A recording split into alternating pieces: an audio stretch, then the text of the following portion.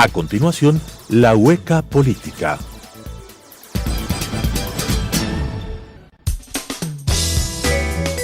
Clasificación B, bajo supervisión de un adulto.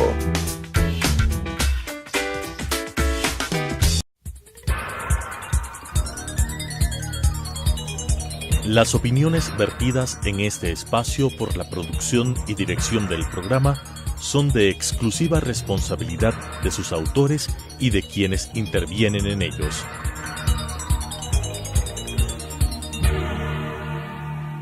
Telesucesos Canal 29 UHF presenta La Hueca Política, programa en el cual se trata con diferentes personajes de la política nacional, con la conducción de Eduardo del Pozo. La Hueca Política. Buenas noches, queridos amigos, bienvenidos a esta noche. Vamos a tener una excelente entrevista. Estamos muy orgullosos de la persona que nos va a acompañar y le agradecemos profundamente a Janet Inostroza, con quien vamos a tener el gusto de conversar esta noche. Janet, bienvenida, qué gusto tenerte en La Hueca Política. Este es nuestro cuarto programa y hoy estamos muy orgullosos de tenerte aquí. Bienvenida. Muchas gracias, Eduardo, gracias por la invitación. Bueno, vamos a conversar un poco respecto de tu vida. ¿Cómo arrancaste? ¿Cuántos años llevas en este duro papel del periodismo? Bueno, ya llevo más de 25 años trabajando en esto de manera seguida. Trabajé aquí en el Ecuador, aquí empecé. Empecé mientras estudiaba, hacía las dos cosas al mismo tiempo y luego tuve una gran oportunidad que no desaproveché de irme a vivir a Colombia. Fui a trabajar allá también en medios de comunicación, en noticieros, y fue una extraordinaria escuela. Pero tú le has agarrado una pasión, ¿no? Cuando te vemos todas las mañanas, quienes prendemos la televisión todos los días a estar al tanto de las polémicas y de lo que sucede en nuestro país, en la ciudad, pues te vemos muy apasionada del tema. ¿De dónde nace esa pasión por el periodismo? Yo siempre quise ser periodista. Yo ahora que mis hijos tengo una hija que ya está universitaria y veo, ¿no? A ella, sus compañeras, sus compañeros, unos sobrinos también, como que veo que no es fácil como definir qué va a ser uno en la vida, ¿no? Y qué va a ser en la vida, pero en mi caso a mí me quedó súper fácil. Yo desde que tengo uso de razón siempre dije, yo voy a ser periodista. Desde chiquitita tú sabías lo que querías, tenías clarísimo que querías ser periodista. Tenía clarísimo eso de estar en el lugar de los hechos, de poder tener esa gran oportunidad, ese gran privilegio de poder contar de primera mano las cosas, ser yo la que le cuenta las cosas a la gente, me parecía fascinante y es verdad. Y ahí entramos un poco en el tema de qué es lo que más te gusta, porque hemos visto dos etapas de Janet Inostroza, una de periodista investigativa y otra de entrevistadora. ¿Cuál te gusta más y cómo terminaste donde estás en este instante? Bueno, en ambas se hace periodismo de investigación, pero realmente eso es lo mío, el periodismo de investigación, el ir un poco más al fondo de las cosas, el descubrir cosas distintas, el presentar tal vez la misma noticia, pero con ese detalle que la diferencia y que hace que me da esa oportunidad de destacarme como la persona que lo contó de otra manera o con esos detalles adicionales. Y cuando entrevisto es lo mismo. Para poder hacer una buena entrevista es necesario hacer una previa buena investigación, de tal forma que pues uno pueda presentar preguntas diferentes que sorprendan. Claro que sí. Claro, tienes que sorprender al entrevistado, ¿no? Sí. Sacarlo de su papel, ¿no? Porque a veces vienen a contestarte y eso es lo que a veces enseñan cuando uno ve entrevistas, tienes que ir con las respuestas. Tú generalmente sacas de ese contexto a las personas, los desencajas y eso ya es experiencia, supongo, ¿no? Sí, yo creo pero todo parte de una muy buena investigación. Es allí donde parte la posibilidad de hacer preguntas buenas, diferentes, que sorprendan, que, como tú dices, que les saquen un poco, que les quiten un poquito el piso a los entrevistados. Y de eso depende todo, ¿no? De los datos que uno tenga previamente. Y voy a saltar un poquito el orden de que tenía previsto en la entrevista porque topaste un tema que me encanta, sacar del papel a las personas a quien entrevistas. Y la verdad es que recién no más de un mes o 2 meses a más tardar, tú tuviste una de las impulsoras de que un ministro de Estado de este último gobierno recién posesionado salga de su papel, salga de su rol y termine abandonando y lo saquen de su cargo. Eso es un gran logro de Janet Inostroza también, por supuesto, no solamente, pero de un logro que parte a raíz de tu entrevista que fue espectacular. Bueno, debo decir que no era el objetivo, pero así terminan las cosas, ¿no? Así es cuando un medio de comunicación realmente funciona como un espacio periodístico funciona como un aliado de quienes quieren luchar contra la corrupción. En este caso puede ser el gobierno, puede ser una institución, puede ser la misma sociedad. Está allí ese espacio en donde se hace una investigación previa a fondo y pues si ese ministro realmente no puede rendir cuentas ante sus mandantes como debe, pues termina como termina Spinell. Claro, tú le sacas al fin y al cabo documentos de Contraloría que él aparentemente ni siquiera, porque seguro los conocía, ¿no? Pero tú lo desenmascaras y le dicen, aquí están los documentos de contestación y de respuesta al por qué está pasando esto, ¿no? Y lo desencajas totalmente de su papel. Claro que sí, y bueno, en el caso de él más fue el tema de la casa, ¿no? Que era un tema más personal de él, que él acompañaba un poco el tema de las glosas que le estaba haciendo Contraloría, que había como dinero ahí como que queda en entredicho, como pagos que no se habían hecho debidamente, y paralelamente se había develado que había un presunto enriquecimiento ilícito, porque había la compra de una casa lujosa, hasta donde entiendo, no la conozco, pero por el precio podría decir que sí, pero más allá de eso... Más que era en San Borondón, pues, ¿no? Sí, a lo cual... Más cotizado, más caro de es que eso les encanta, a los socialistas les fascina eso, sí, criticar por un lado, decir que todo el mundo es pelucón, pero ahí es de donde viven, así es como se visten, el carro que tienen, es decir, todo lo que critican a los demás y cuestionan, eso es lo primero que buscan y logran obtener. Pero en este caso sí, él no puede hasta ahora, y entiendo que hay una investigación en la Fiscalía para que explique de dónde sacó el dinero para comprar su casa. Y el tema es tan preocupante que él no lo pudo explicar. Esperemos que ahora se lo pueda explicar a la Fiscalía. Ya está en la Fiscalía y ahí sí es el fiscal quien tiene que asumir el gran reto de buscar la verdad y castigar si es que efectivamente no ha cumplido con la ley y si ha incurrido en algún delito. Ojalá, y eso es un tema que hay que felicitar al periodismo investigativo, a la libertad de expresión, porque logra combatir la corrupción y eso es un tema que los ecuatorianos debemos valorar sobremanera. Así ¿no? es. Pero ahí entramos también en un tema que siempre es discutible, ¿no? O que está en una línea muy fina. Hay una línea muy fina entre el periodismo, militante y el periodismo de libre opinión, la libre pensamiento de un periodista. ¿Cuál crees que es ese límite? Bueno, el periodismo jamás puede ser militante. Eso es sucede, un invento, ¿no? Eso es un invento del socialismo del siglo XXI y del gobierno de Correa, que alineó a algunos periodistas y realmente afectó este oficio, porque presionó, porque metió miedo, porque generó autocensura y porque hizo sentir a algunos periodistas que en la medida en que estén alineados van a poder estar tranquilos y no se los va a perseguir y no se los va a condenar o a señalar por hacer su trabajo. Pero en general, hasta en los países, digamos, más complicados, se respeta el periodismo, se respeta la libertad de expresión y no se lo considera jamás militante. Es decir, no quiere decir que porque se le hizo una entrevista dura, fuerte, directa, bien investigada al ministro Spinell o al ex ministro Spinell, eso no quiere decir que yo estoy del lado de sus enemigos políticos. Nada que ver. Y no quiere decir tampoco que tú tienes que dejar de tener una opinión per se, ¿no? Porque exactamente. Esa es la opinión del periodista que tiene derecho a también tener su visión de las cosas y opinar, creo yo, ¿no? Sí, no bueno, sé si tú lo compartes. Depende del espacio. Digamos que el espacio que yo dirijo es un espacio de opinión, en donde se hace periodismo de opinión. ¿Qué quiere decir esto? Que yo en algún momento puedo dar mi opinión, no puedo imponer mi opinión, puedo darla a conocer, es absolutamente legítimo y transparente. Y principalmente mis entrevistados pueden también dar a conocer su punto de vista y su opinión. Es para eso que está el espacio, para saber qué piensa el uno, qué piensa el otro, y de esa manera poder alimentar a la opinión pública.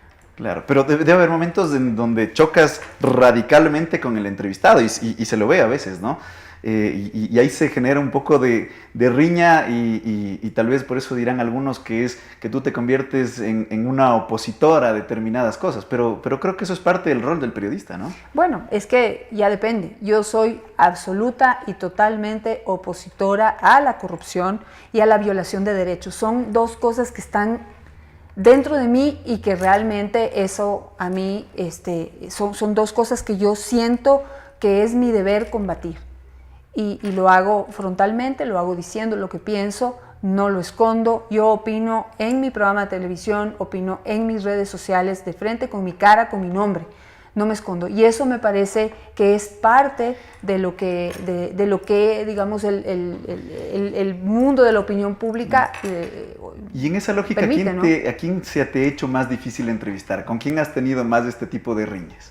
A ver, que tú recuerdes. Yo pienso que las entrevistas más difíciles son aquellas con aquellos funcionarios que creen que las preguntas son a título personal o que las opiniones son a título personal. Es decir, que uno está haciendo una pregunta difícil o una entrevista por atacarle al complicada, entrevistado. sí, por atacarle porque me cae mal o porque lo odio. Esto del odio, ¿no? Es que usted odia a Correa, odia a no sé quién. Lo veíamos mucho nada en que los ver, sábados. sí.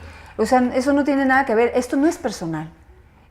Yo tengo que cumplir mi papel como periodista, investigadora y poner sobre la mesa los temas que considero que son importantes para ser debatidos frente a la opinión pública.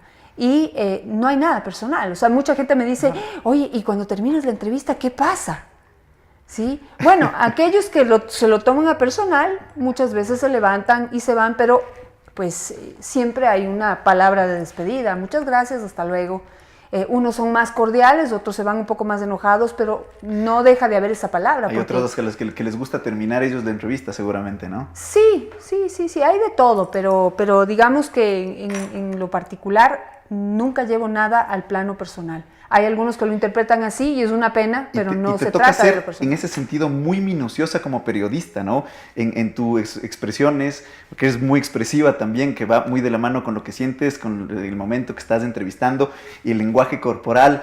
¿Qué tan minucioso tiene que ser el periodista hasta en lo que dice y el cómo lo dice y en las palabras exactas para no sé, no ofender o no, sí. O no salirse del marco legal también, ¿no? Claro, bueno, el momento, en el periodismo hay una norma para todos, ¿sí? Y es que uno nunca debe perder la compostura. Yo creo que el momento en que se pierde la compostura, pierde, ¿sí? Pierde credibilidad, pierde fuerza, pierde posición. ¿Y te ha pasado? ¿Te ha pasado que te sí. han sacado tan desbordado y te has ido un poco más allá de lo que deberías? Yo creo que sí ha pasado, porque realmente en estos 10 años de gobierno, que afortunadamente ya pasaron,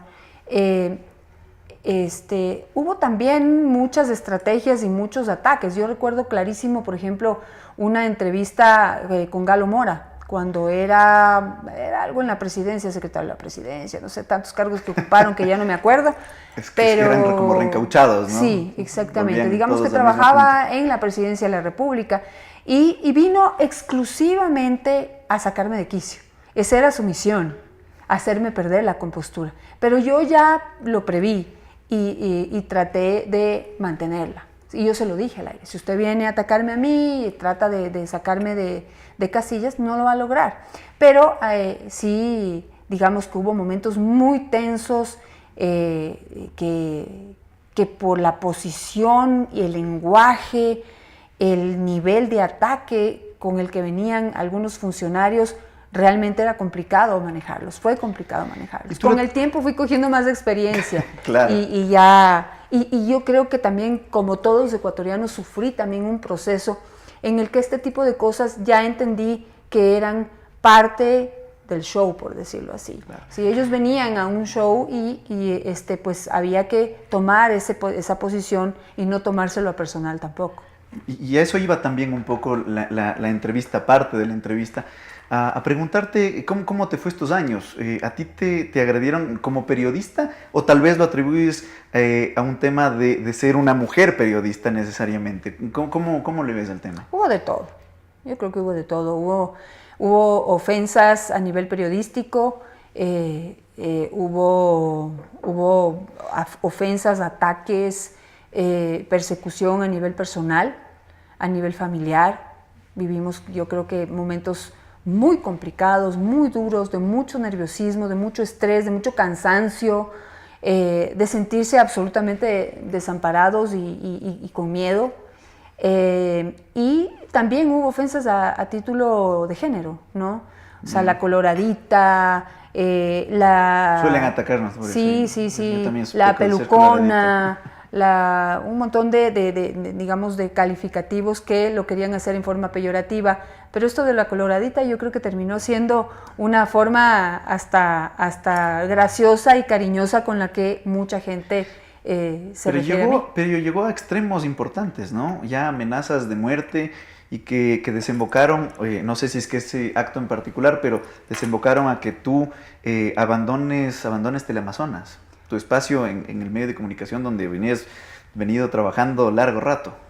Sí, bueno, yo lo he explicado algunas veces y hubo una investigación que estábamos realizando en el tema de Cofiec y Pedro Delgado. Había, me imagino, en ese... Gastón Dusac y demás. Exactamente, personajes. como en esa área, bastante nerviosismo de que se sepa realmente lo que está pasando. Yo presenté 2 reportajes de una serie de 3 y yo anuncié el tercero, en donde yo iba a contar quién era Pedro Delgado y qué tenía que ver en todo esto. Y esa misma tarde, uno de mis familiares recibió una amenaza telefónica fuerte.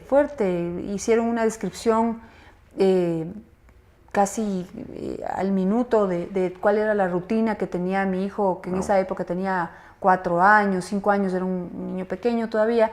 Y digamos que yo a título personal dije, no les creo. ¿Sí? Pero mi familia no es igual.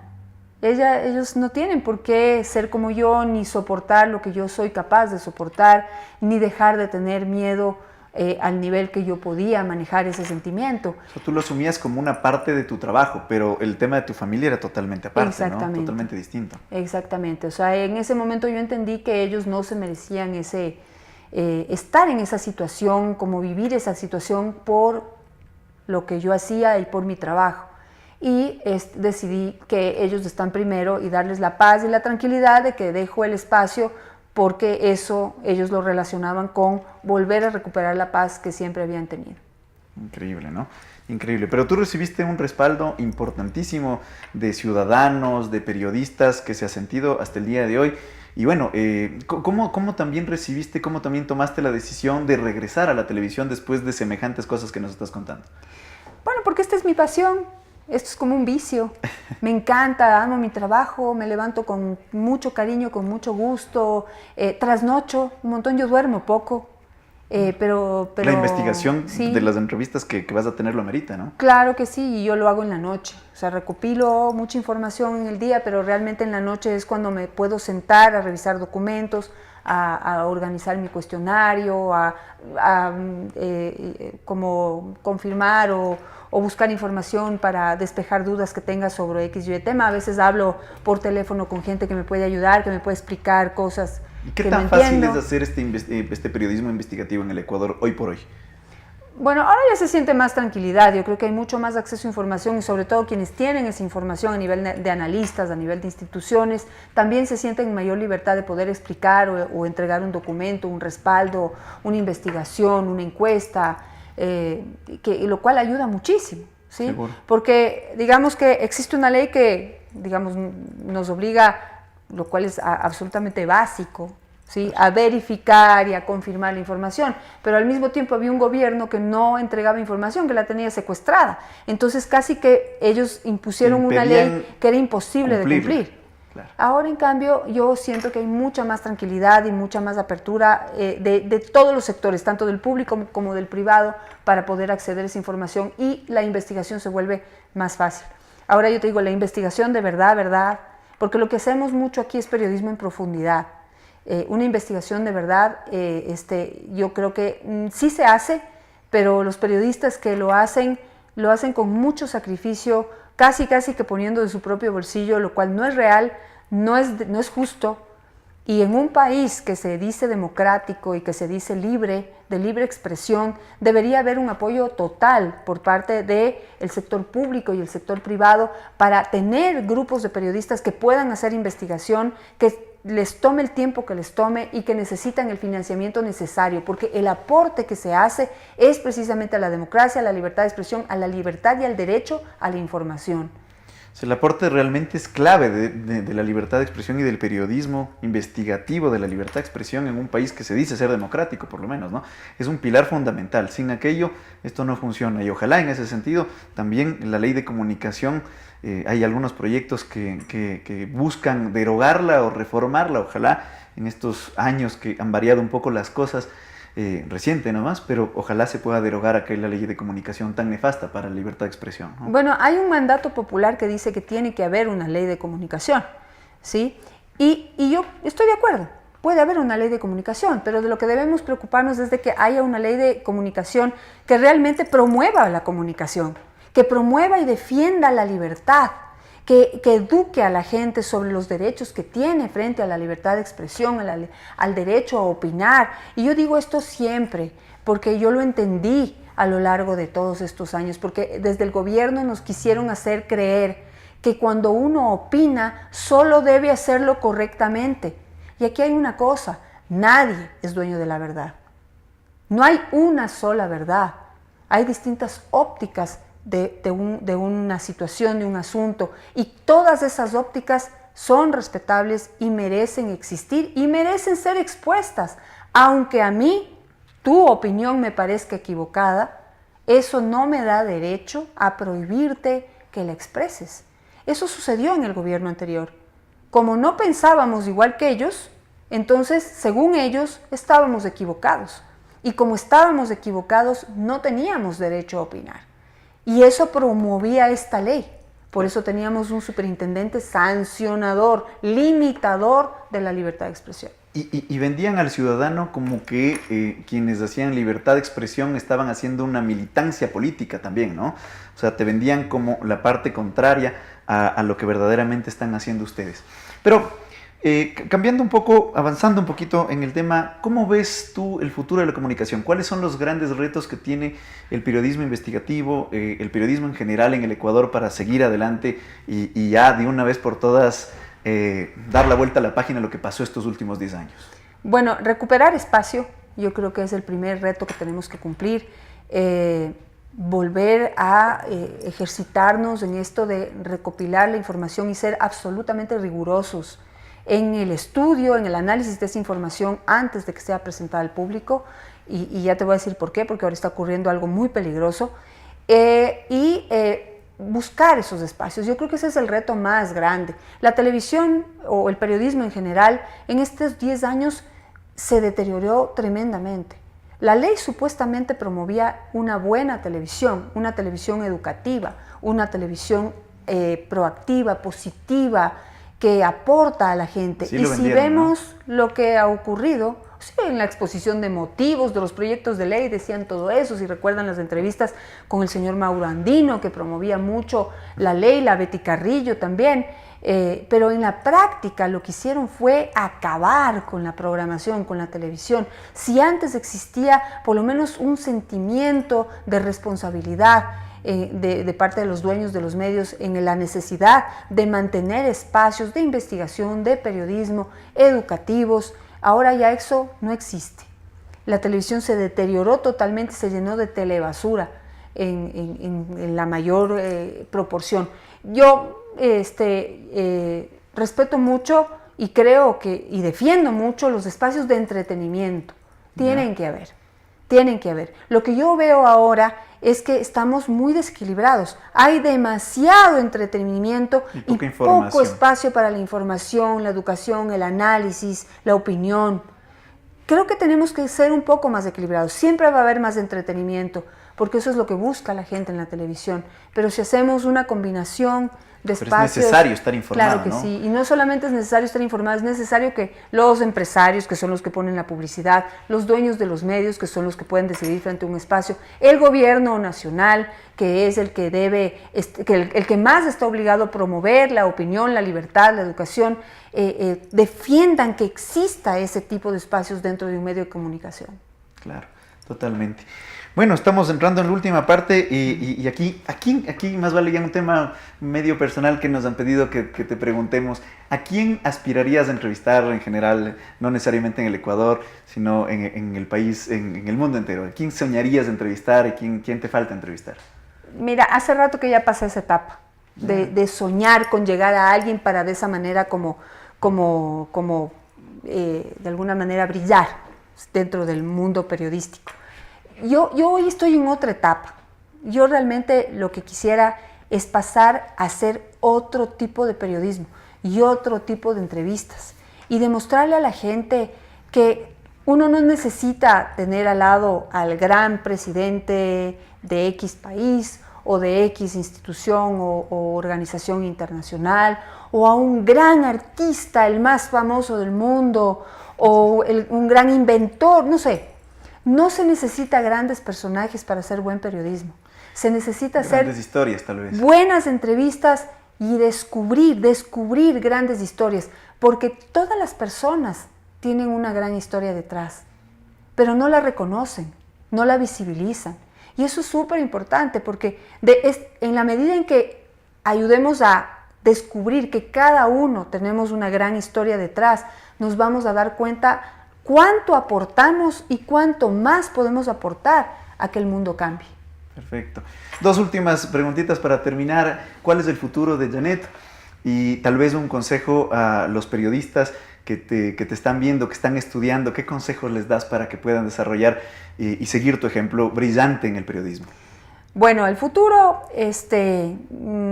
yo espero hasta más viejita seguir haciendo periodismo. Es mi pasión, es parte de mi vida, es más que un trabajo, es más que un oficio, es un modo de vida. Y bueno, ya les acabé de contar hacia dónde quiero ir, hacia este otro tipo de periodismo en donde no solamente quiero aportar al público con estas grandes historias, sino alimentarme yo, ¿sí? Porque yo en estos años lo que más agradezco y aprecio de mi profesión es la cantidad de gente maravillosa que he podido conocer y de la cual me he podido alimentar y de la cual he podido aprender. He podido aprender a valorar muchísimas cosas que yo en mi día a día no las veo, pero cuando veo cómo valoran otras personas esas pequeñas cosas, me siento muy feliz, porque sé que yo también las tengo y que ahora hay una razón para valorarlas.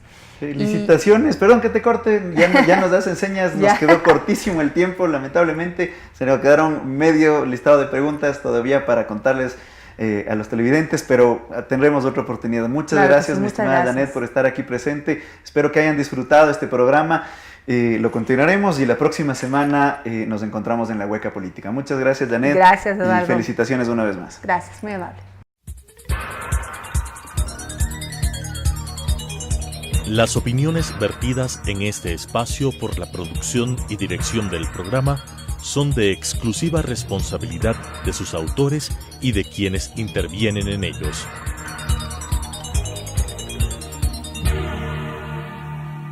Telesucesos Canal 29 UHF presentó La Hueca Política, programa en el cual se trata con diferentes personajes de la política nacional, con la conducción de Eduardo del Pozo. La Hueca Política,